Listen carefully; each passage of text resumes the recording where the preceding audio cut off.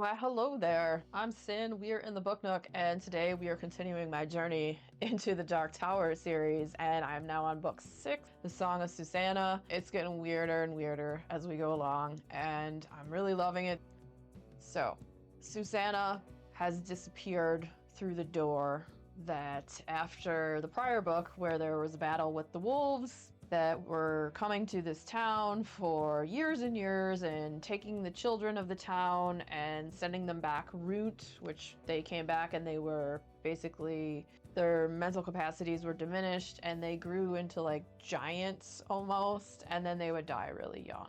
Suddenly they would age, like it would just speed up, and then they would die soon thereafter. And so this has happened for years, and they had this final battle where they took out the wolves, so the wolves could no longer come and take these children. Okay, so Susannah helped with the battle and fought in it. She had had this dual personality that had come and was trying to like take over the controls of her, because she is pregnant with what they call this chap, which seems to be a demon baby of some sort. Susannah reins her in for this battle, and she's like, if you just, not now, I have to fight this, da da da da da. And so Mia like actually helps fight, and she's like, after this, whatever, wherever you want to go, we'll go have this chap, just not right now. So she helps fight the battle, they prevail, there are some losses in the battle, and then she escapes while in the aftermath of the battle and goes through the door and goes to New York City in 1999.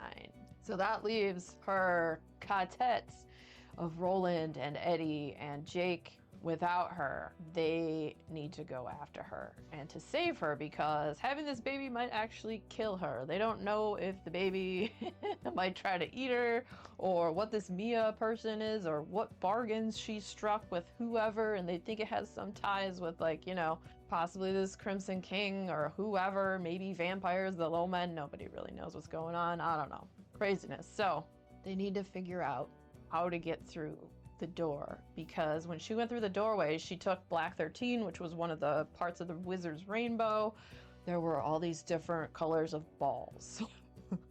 But there were many different colored balls that all had different powers, and they were part of the wizard rainbow. There was red and blue and pink and whatnot. And so this one was the most dangerous and troublesome of all, and the most evil, but it could take you anywhere you wanted to go. And so she took it to go through this door, and the door closed behind her.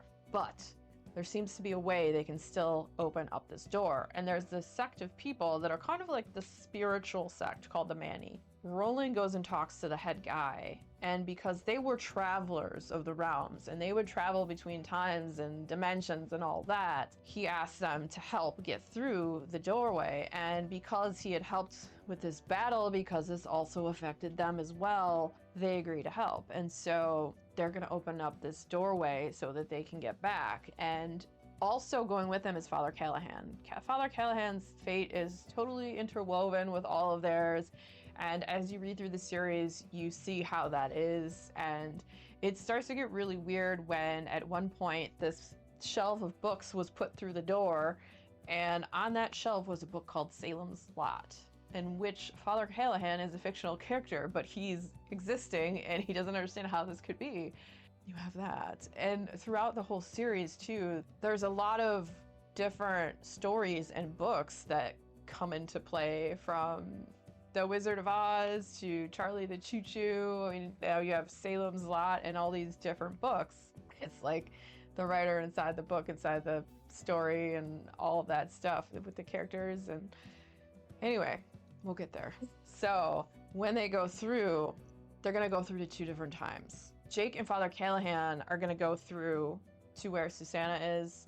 Roland and Eddie are going to go find Calvin Tower to make sure he lives up to his bargain, where he promised that he would sell the rose, or the property that the rose was on, which is the Dark Tower, to Roland and Eddie.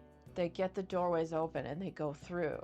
They have a heck of a time, and you flash through on, you get part of it from Susannah's point of view when she's with Mia and talking to Mia, and they're constant like headbutting, and the deals that Mia struck where she would get to have this child and raise it and whatnot. But also Susannah suspects that they're not going to let her raise this child. There's no way, because these people are just evil. But Mia doesn't believe it, so she's dumb.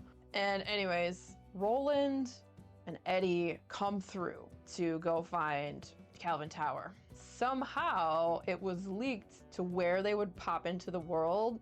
So the bad guys have them all set up like to be killed. There is a ton of people there. You have Jack Andolini, which is like the mafia crew that keeps popping in and out of the story, that's connected to Enrico Balazar.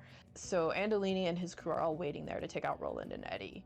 And there's a crazy gunfight battle, and Roland and Eddie end up meeting this guy, John Cullum, and he's kind of helps save the day and save them and get them out of there. And John Cullum is actually able to lead them right to Calvin Tower, because Calvin Tower, even though they're like, hey, lay low, make sure you move and stay out of sight, the guy's going all over town looking for rare books, being the book collector that he is, because he's a dingus.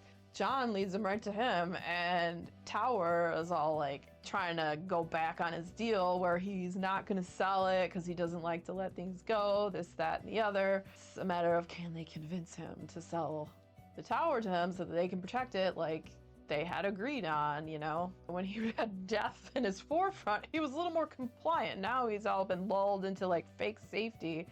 And they're like, dude, Jack Andolini is here. The reason there's a bullet in Eddie's leg is because him and his crew are here. They know you're here. This random townsfolk guy brought me here. Everyone knows you're here. You're very obvious. Do they convince him? Maybe. They might. I mean, the next book's called The Dark Tower, so it hasn't fallen yet in this book. Okay, so then you have Father Callahan and Jake, and they are in New York, and they're trying to find Susannah and figure out where she went. And at points in time, Susannah like uses visualization, I guess you would say, because she's like existing with Mia in the body. Like sometimes she'll come forward and sometimes she'll step back, and Mia was some sort of spirit entity, we'll say that, and she doesn't quite know how to exist in the world, so there's a lot that she really doesn't know how to do and whatnot, so she'll need Susannah to come forward from time to time. When the labor pains are starting to get really extensive and she's trying to prevent this birth from happening right away to like give time to Jake and Father Callahan or whoever to come save her, she goes and visualizes that she's in this like Dogan, which was in the prior book where they had all this video surveillance stuff going on and different views of stuff. So she visualizes herself there, and she sees all like the labor pain stuff as like knobs and stuff that she can turn down and whatnot. So she turns it down, and it's saying, warning, warning, you don't want to do this. Are you sure you want to go against Mother Nature and all that? And so she does that to buy some more time. And so she can also have a chat with Mia. And what's crazy too is like when she gets to the New York or where she was going, she suddenly grows legs, and now she has like white feet. Spoiler alert, Mia's white. So she grew Mia's legs. So Mia is like, I don't know, they're weird. It's weird they're sharing a body. And so she has to try to keep Mia occupied to slow him down so her friends can get to her to hopefully save her. We don't know. Jake and Father Callahan have to kind of figure out where she's going, and at times too she's able to like broadcast from the Dogan where she'll yell out, and either Eddie can hear her sometimes and pick up on it, and also Jake, because Jake has the touch. And what the touch is I think it's something like kind of like a psychic ability where you tap into the stream and you can catch frequency and like almost like a radio frequency you're tuning in and like tapping into like the people that are closest to you, and you know you're able to hear them or kind of have intuition for certain things like a little bit more than one would normally have. That's leading them to her. It's, will they get to her in time? Will Calvin Tower sell the tower so they can protect it and get to the Dark Tower? And what is in the Dark Tower? Roland fears it's going to be empty at the top. Like, will this be the destruction of them? Will it be the destruction of the world? And they're working against time too, because there's these breakers who are trying to eat into the beams. That's all part of whatever's going on in Thunderclap, and Thunderclap is like End World is what they call it, and that's where all like the minions and people of the Crimson King are. And then what gets even weirder, when they come through the place where they were talking to Calvin Tower and whatnot, they find out that this man, Stephen King, lives in town real close by. They're in Maine. Yes, that's right, Stephen King the author. He throws himself into this book, and when he sees Roland in real life, he runs away. because he recognizes him. And he's like, what the F? You can't be here. You can't be here. This isn't real. This isn't happening. No, I gotta go pick up my kid from daycare. And if I don't show up, she's gonna kill me. What the heck? And so they have a nice chat. I thought that was interesting because I've had suspicions this whole time that the Crimson King was Stephen King, but now I don't think it is.